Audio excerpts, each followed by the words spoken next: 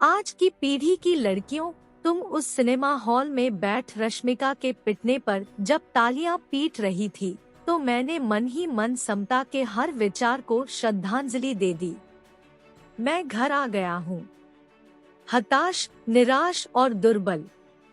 रणबीर कपूर के उस डायलॉग जिसमें वह अल्फा मेल को डिफाइन करता है और कहता है, जो मर्द अल्फा नहीं बन पाते वो सारे स्त्री का भोग पाने के लिए कवि बन जाते हैं और चांद तारे तोड़कर लाने के वादे करने लगते हैं। मैं कवि हूँ, कविता करता हूँ जीने के लिए। मेरी कोई जगह है। एक फिल्म बहुत सारे पैसे कमा रही है और भारतीय सिनेमा का गौरवशाली इतिहास शर्मिंदा हो रहा है।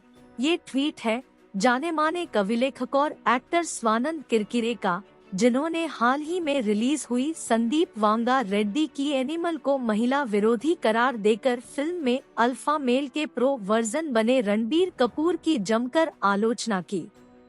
उनका मानना है कि फिल्म का विक्षिप्त और बीमार हीरो समाज पर बुरा प्रभाव डाल सकता है।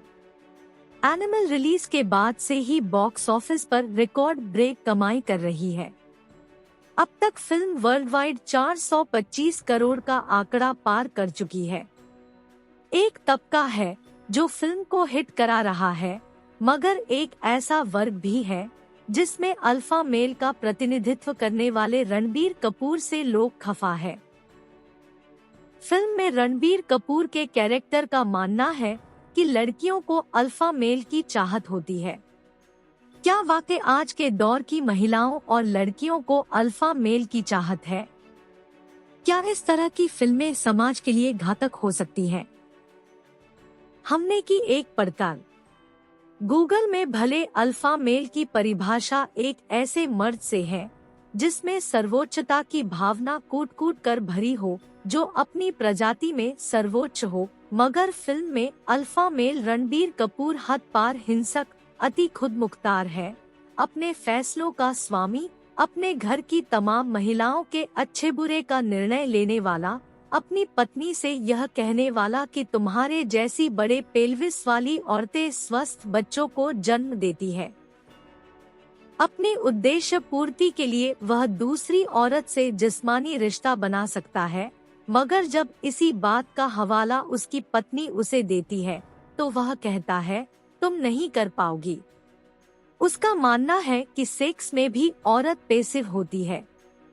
जानी मानी सोशल एक्टिविस्ट रंजना कुमारी कहती है, ये अल्फा मेल क्रूएलिटी है।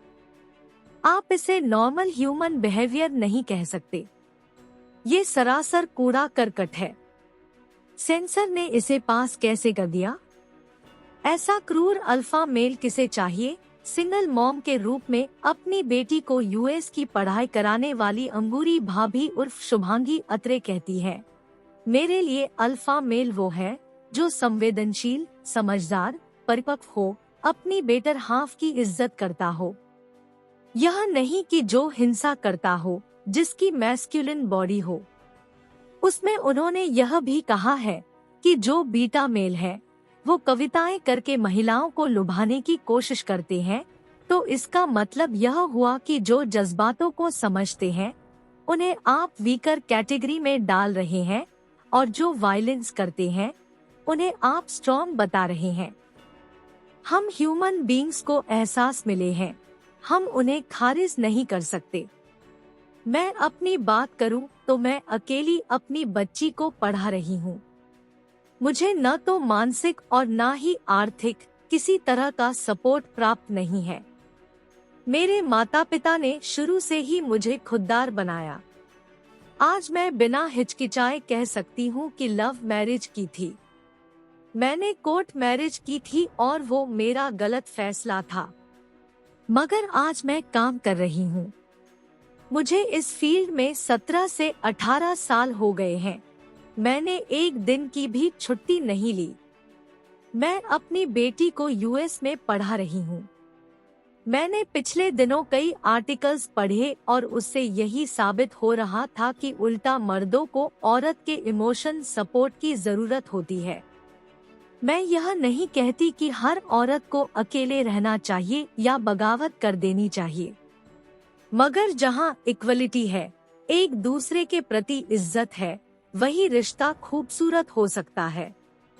वही प्राची देसाई कहती है, मैंने अभी तक फिल्म देखी नहीं है, मगर आम तौर पर मैं यह जरूर कहना चाहूंगी कि आज समय बदल गया है, हम इवॉल्व हो गए हैं।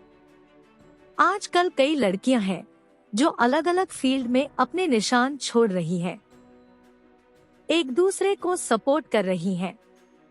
आज अल्फा फीमेल की भी कमी नहीं है। हम इस पर बहस ही क्यों करें? क्या हम मर्द या औरत को एक दूसरे से बेहतर या कमतर कहने के बजाय कोएग्जिस्टेंस वाले स्पेस में क्यों नहीं रख सकते? हमें अल्फा मेल को ग्लोरीफाई करने की जरूरत नहीं है। सामाजिक और महिला मुद्दों पर हमेशा से अपनी मुखर राय रखने वाली डायरेक्टर और एक्ट्रेस रेणुका शहाणे का इस विषय में अलग टेक सामने आता है। उनके शब्दों में, सालों से हम हीरो को अपनी हीरोइन की रक्षा करते देखते आ रहे हैं। सदियों से हम पैट्रियार्की में देखते आ रहे हैं कि महिलाएं पहले पिता के संरक्षण में, फिर भाई और उसके बाद पति की पनाह में रहती आई है। इसे बदलने में समय लगेगा। आज महिला प्रधान फिल्में बन रही है, मगर इसका मतलब यह बिल्कुल नहीं है कि हम विरोधी विचारों को खारिज कर दें। वो भी जरूरी है, रिफ्लेक्शंस भी आवश्यक है। अगर यह फिल्म आज करोड़ों कमा रही है, तो इसका मतलब यही है न कि उस तरह की मानसिकता के कई मर्द औरत है। जहाँ तक अल्फा मेल के कॉन्सेप्ट की बात है, तो मेरा मानना है कि मूल रूप से हम पशु ही है, और एनिमल की जो प्राइड होती है, उसमें अल्फा मेल के साथ पूरा झुंड होता है। यह बहुत प्राचीन और इंस्टिंक्टिव बात है। खास तौर पर हमारे घर में कोई बड़ा बुजुर्ग मर्द अगर पावर से कोई बात बोल रहा हो, तो हम उसके खिलाफ मुंह नहीं खोलते। यही हमारे परिवार का स्ट्रक्चर है। इसीलिए मुझे लगता है कि हम माने या न माने, वो हमारे खून में इस तरह से दौड़ रहा है कि उसको पतला करते करते बहुत समय लगेगा। फिल्मों में ही नहीं, असल जिंदगी में भी हम यही चाहते हैं, न कि हम महिलाओं पर कोई मुसीबत आए तो हमारे बाप, भाई, पति आगे आए। हमें यह समझना होगा कि हम फिक्शनलाइज कहानियां बता रहे हैं। अब अगर कबीर सिंह की बात करें, तो शाहिद कपूर का मीरा के साथ इक्वेशन हो या रणबीर कपूर का आलिया के साथ रिश्ता, जिस तरह से दिखता है वो काफी समानता वाला है। एक्टर के रूप में हर तरह के किरदार करना इनका हक है। ये कमाल के एक्टर हैं, इसलिए उन्होंने अल्फा मेल में घुसकर एक्टिंग की होगी। लेकिन लोगों को पता है कि ये एक्टिंग है। अब गंगूबाई अल्फा फीमेल ही थी ना? आज के दौर में हमारे पास फिल्मों में बहुत सारे अल्फा मेल, अल्फा फीमेल हैं, जो फिल्मों के लिहाज से अच्छी बात है। तमाम विवादों के बीच जाने माने film maker Anurag Kashyap film की पैरवी करते नजर आए। एक इंटरव्यू में उन्होंने कहा, एक फिल्म मेकर को कैसी फिल्म बनानी चाहिए, यह बताने का हक किसी को भी नहीं है। इस देश के लोगों को फिल्मों से बहुत जल्द ठेस पहुंचती है। वो मेरी फिल्मों से भी आहत होते हैं, लेकिन मैं उम्मीद करता हूं कि पढ़े लिखे लोग इससे परेशान नहीं होंगे। हम उनकी आलोचना कर सकते हैं, मतभेद जाहिर कर सकते हैं। फिल्म नैतिकता का पाठ पढ़ाने की जिम्मेदारी नहीं उठाती। रेणुका शहाणे भी कुछ हद तक उनसे सहमत दिखती है। उनका कहना है, हमारे यहाँ सेंसर बोर्ड है फिल्मों को सेंसर करने का, तो उसके बाद मुझे नहीं लगता कि हमें कोई अधिकार है अपने विचार दूसरों पर थोपने का। वायलेंस मुझे पसंद नहीं, चाहे वो पुरुष करे या महिलाएं, लेकिन वो मेरा व्यक्तिगत विचार है। किसी भी फिल्म की क्रिएटिविटी का लोगों के सामने आना ये उनका अधिकार है। मैंने वो फिल्म नहीं देखी, मगर उस पर ये कन्वर्सेशन हो रहा है, तो इसका मतलब है कि उसके इर्द गिर्द जो चर्चाएं होती हैं, उसके माध्यम से हम ये संदेश दे सकते हैं कि ये मिसोजनी है। तो अगर ऐसा है, तो मुझे लगता है कि अगर समाज में परिवर्तन लाने के लिए किसी कहानी में अगर बदलाव होना चाहिए तो वो टीवी की कहानियों में होना चाहिए। वहाँ एक ही तरह का रिग्रेसिव कंटेंट दिखाया जाता है, मगर शुभांगी इस मुद्दे पर कहती है, फिल्मों और धारावाहिकों का समाज पर गहरा प्रभाव पड़ता है।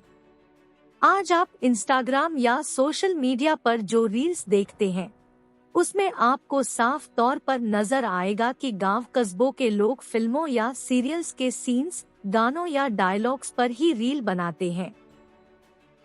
मैं अपनी व्यक्तिगत बात करूं, तो मैंने अपने करियर में कई ऐसे रोल्स जो रिग्रेसिव थे के लिए मना किया है, जिसका मुझे लगा कि मेरी बेटी पर बुरा प्रभाव पड़ेगा। हालांकि उस वक्त मुझे पैसों की सख्त जरूरत थी। अब इस तरह का कंटेंट दिखाना मेकर्स की भी प्रॉब्लम होती है। डिमांड एंड सप्लाई की भी बात होती है। लोगों को रोती औरत देखकर बड़ा मजा आता है। वो कहते हैं, मैडम आप लीड हो, अगर आपकी आंखों से आंसू नहीं निकलेंगे तो टीआरपी कैसे मिलेगी? औरत रोती दिखेगी तो टीआरपी आएगी।